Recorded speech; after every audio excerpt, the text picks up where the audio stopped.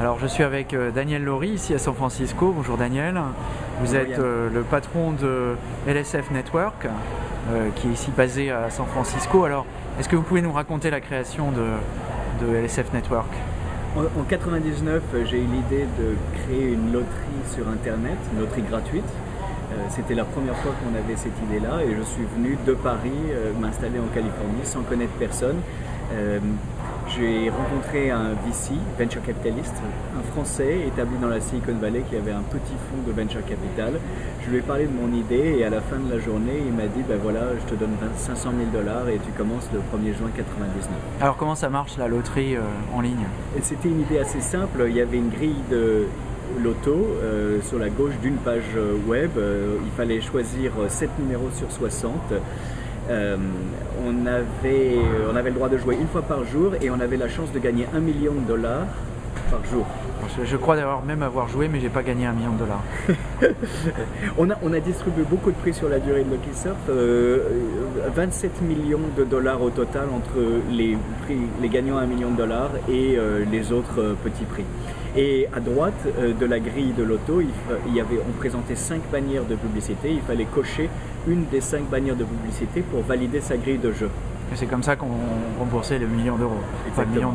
Exactement. Et on a contribué à créer la catégorie du CPC, le cost per click, car à l'époque où on a commencé Lucky Surf en 1999, c'était la publicité sur Internet s'achetait essentiellement au CPM, cost per thousand, et il n'y avait pas assez d'inventaire, de stock de clics à vendre sur Internet pour que la catégorie du CPC démarre.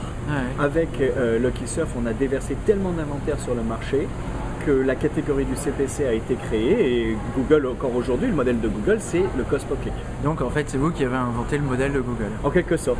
Et alors donc, comme tout le monde, à la fin de la bulle, patatrac. À la fin de la bulle, patatrac. Oui.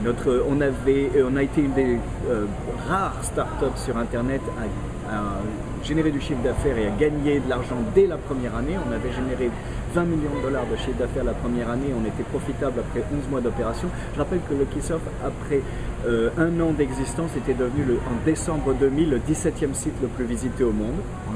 Et on a généré de l'argent. Et malheureusement, lorsque la bulle Internet a éclaté, notre chiffre d'affaires a été diminué par 5 et les ennuis ont commencé.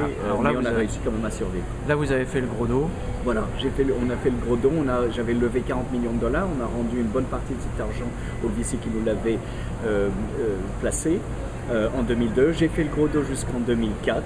À peu près, et lorsque la demande sur Internet est repartie, la demande de publicité sur Internet est repartie, j'ai créé à côté de la division Publishing, donc Lucky Surf, une division agence qui a très bien marché et qui a décollé, et puis c'est ça que LSF Network est devenu aujourd'hui.